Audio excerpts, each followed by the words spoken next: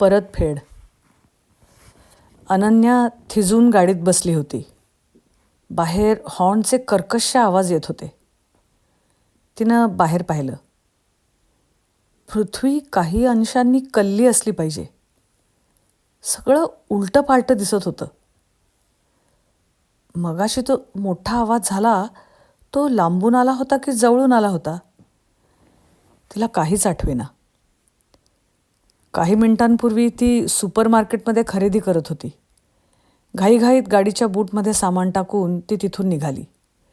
घरी जाऊन काय स्वयंपाक करावा या विचारात आपण कार पार्कमधून सिग्नलपाशी कधी पोचलो हे तिला कळलंच नाही.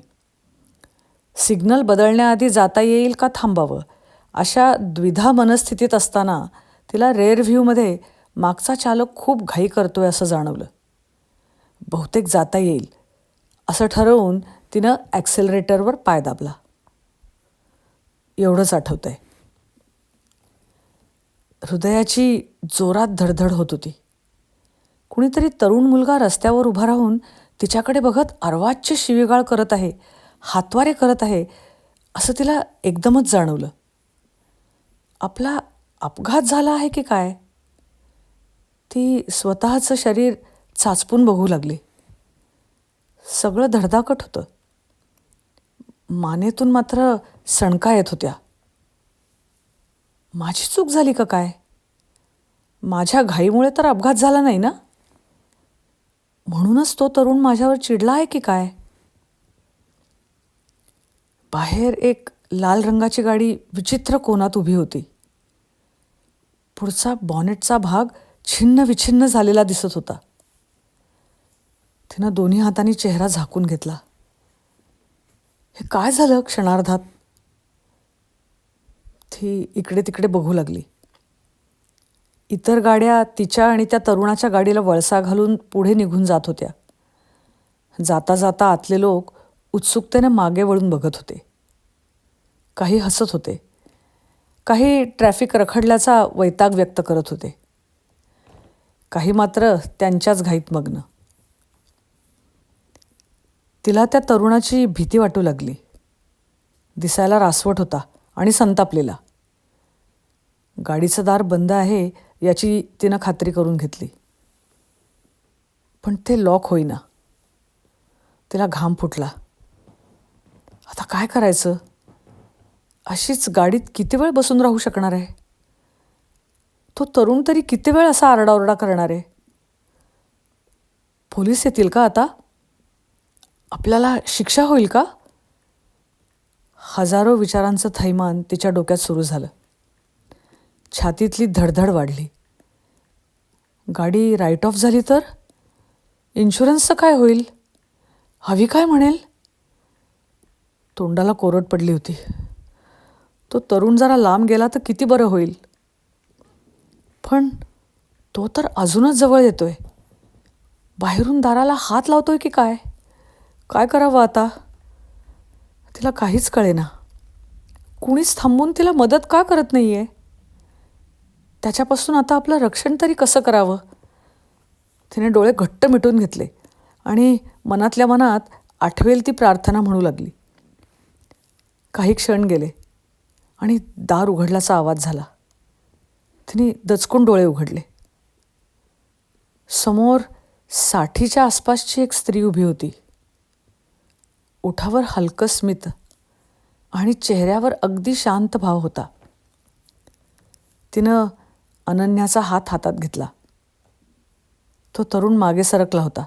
त्याची बडबड बंद झाली होती आणि तो नुसताच पिंजऱ्यातल्या श्वापदासारखा येरझाऱ्या घालत होता. ही स्त्री कोण होती? साधीसुधीच दिसत होती. चेहरा किती शांत होता आणि विशेष म्हणजे काहीच बोलत नव्हती. तिच्या हाताला मात्र विलक्षण ऊब होती. तिला खूप सुरक्षित वाटू लागलं. श्वास नियमित होऊ लागला. धडधड ही शांत होत गेली. त्या पिवळ्या शर्टातल्या तरुणाची भीती वाटेनाशी झाली. तिनं त्या स्त्रीकडे बघून पुसटसं स्मित केलं. कोण आहात तुम्ही? कशा काय थांबला तिथे? तुम्हाला त्या गुंडाची भीती नाही वाटत? कितीतरी प्रश्न, पण तिने एकही विचारला नाही. असा किती वेळ गेला कोणास ठाऊक. मुलाला जशी आईजवळ असली की जगाची भीती वाटत नाही, तशी तिची अवस्था झाली होती. हातात हात घेऊन दोघीही निश्शब्द होत्या. मग कधीतरी पोलिसचा सायरन वाजला आणि 2 उंचपुरे पोलीस त्यांच्या गाडीतून उतरले. एक जण त्या तरुणाकडे गेला आणि दुसरा तिच्या गाडीकडे वळला. त्याने तिच्या जवळच्या स्त्रीशी काहीतरी संवाद केला. ती खाली वाकून अनन्याला म्हणाली, काही काळजी करू नकोस आता. तो गुंड तुला काही करणार नाही. पोलीस इथून तुझी काळजी घेतील. मी जाते आता. आणि अनन्या काही म्हणेपर्यंत ती गेलीसुद्धा. थँक्यू, धन्यवाद, खरंच खूप उपकार झाले तुमचे. मी कशी परतफेड करू? तुमचं नाव पण माहिती नाही. कुठे राहता? परत कशा भेटाल आता? कुठे शोधायला येऊ तुम्हाला मी? सगळे प्रश्न ओठावरच राहिले. ती झपझप चालत गर्दीत दिसेनाशी झाली. नंतर आवीशी बोलताना अनन्या तिचं वर्णन करायचा प्रयत्न करत होती. पण तिच्या लक्षात आलं की त्या स्त्रीचे पांढरे केस, तिच्या चेहऱ्यावरचं स्मित आणि तिच्या हातांची ऊब याशिवाय तिला दुसरं काहीच आठवत नव्हतं. आपल्या स्वार्थीपणाची लाज वाटली तिला. नाव नंबर काहीसुद्धा घेतलं नाही आपण तिचं. तिला धन्यवाद कसं म्हणणार आता? ती जर त्यावेळी तिथे आली नसती तर त्या गुंडानं काय केलं असतं? कशी देवासारखी धावून आली अगदी वेळेवर. त्या रस्त्यावरून जाताना पुन्हा पुन्हा अनन्याला ती स्त्री आठवे. आवी म्हणाला, अगं किती ऑब्सेस करतेस? पुढच्या वेळी कुणी मदत केली तर थँक्यू म्हणायला विसरू नकोस म्हणजे झालं. प्रत्येक चांगल्या कृत्याची आपल्याला परतफेड करता येईलच असं नाही. मनातल्या मनात धन्यवाद दिलेस ना, मग झालं तर. एका दुपारी अगदी भर रहदारीची वेळ. आवी गाडी चालवत होता. ख्रिसमस जवळ आलेला. लोकांची खरेदीची एकच घाई उडाली होती. पुण्यात दिवाळीच्या आधी लक्ष्मी रोडवर होते ना, तशी. गाडी मोठ्या मुश्किलीनं हळूहळू सिटी सेंटरमधून बाहेर पडू पाहत होती. आवी शिताफीनं गर्दीला तोंड देत गाडी त्या कोलाहलातून बाहेर काढत होता. तेवढ्यात अनन्याला समोर एक पोरसवदा मुलगी गाडीबाहेर थरथरत उभी राहिलेली दिसली. तिच्या गाडीनं समोरच्या गाडीला ठोकलं होतं बहुतेक. समोरच्या गाडीतून एक दांडगा माणूस बाहेर पडत होता. काय होतं हे लक्षात यायच्या आधीच आवीनं गाडी पुढे नेली होती. आवी थांब थांब. अगं असं काय करतेस? थांब काय? थांबायला जागा आहे का इथे? काय झालं? नाही नाही प्लीज, तुला जमेल तिथे थांब ना लवकर. शॉपिंग राहायलाय वाटतं अजून. काय दिसलं? हँडबॅग का शूज? आवी प्लीज थांबव ना गाडी पटकन. अगं पण ओके. आवीनं गाडी थांबवताच अनन्या पटकन गाडीतून उतरली आणि पळतच मागे जाऊ लागली. अपघाताच्या ठिकाणी पोहोचेपर्यंत त्या दांडग्या माणसाचं त्या मुलीबरोबर एकतर्फी भांडण सुरू झालेलं होतं. ती मुलगी नवशिकी ड्रायव्हर असावी. खूपच लहान दिसत होती. एकीकडे हुंदके दाबत ते त्याच्या प्रश्नांच्या सरबत्तीला उत्तर द्यायचा प्रयत्न करत होती. पण तोंडातून शब्द फुटत नव्हते. अनन्या दोघांच्या मध्ये जाऊन उभी राहिली. 1 मिनिट, तुम्ही जरा मागे उभे राहता का? काय विचारायचं तुम्हाला ते नीट शांतपणे विचारा, ओरडू नका. अहो तुम्ही कोण? कशाला मध्ये पडताय? ते महत्त्वाचं नाही. तुम्हाला इन्शुरन्सचे डिटेल्स पाहिजेत ना? मग 2 मिनटं दम धरा. अनन्यानी त्या मुलीजवळ जाऊन तिचा हात पकडला. गाडी इन्शुअर्ड आहे ना तुझी?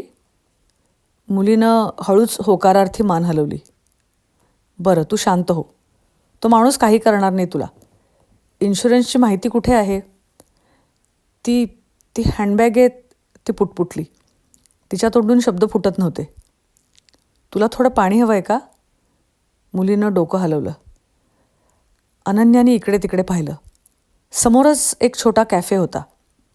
मुलीच्या हाताला धरून ती कॅफेकडे जाऊ लागली आणि त्या माणसाला वळून म्हणाली, तुम्हाला इन्शुरन्सची माहिती हवी असेल तर त्या कॅफेमध्ये या. आत जाऊन त्या मुलीला बसवून अनन्यानी पाणी आणि गरम गरम चहा मागवला. पाणी प्यायल्याबरोबर मुलीच्या जीवात जीव आला. तिनं हँडबॅग उघडून इन्शुरन्सची माहिती काढली. त्या माणसाने ती लिहून घेतली आणि तो चालता झाला. चहा आल्याबरोबर अनन्याने तिला विचारून साखर घातली. बरं, तू ठीक आहेस का आता? तिनं मान हलवली. तुझी गाडी व्यवस्थित दिसते. बहुतेक ड्राईव्ह करता येईल. कुणाला बोलवायचं आहे का? तिनं पुन्हा मान हलवली. माझ्या बॉयफ्रेंडला. अनन्याने नंबर घेतला आणि मुलीच्याच फोनवरून कॉल केला. बरं, पोचतोय तो 5 मिनिटात. तू थांब इथेच. अनन्या उठली. मुलीच्या पाठीवरून हात फिरवून ती कॅफेमधून बाहेर पडली. पळत पळतच ती अविनं जिथे गाडी लावली होती तिथे पोचली. तो थोडा वैतागूनच तिची वाट पाहत होता. अगं, 10 मिनटं उभा आहे मी इथे नो पार्किंगमध्ये गाडी लावून. काय करत होतीस इतका वेळ? अनन्या गाडीत शिरली. सीट बेल्ट लावत म्हणाली, अवी, तुला ती माझ्या ॲक्सिडेंटच्या वेळी मदतीला आलेली बाई ऐकून माहिती आहे ना? हो हो, चांगलीच. ती दिसली तुला आत्ता? अरे वा, गळाभेट झाली का काय मग? नाही, भेट नाही झाली. पण आज फायनली इतक्या दिवसांनंतर तिचे आभार मानून टाकले.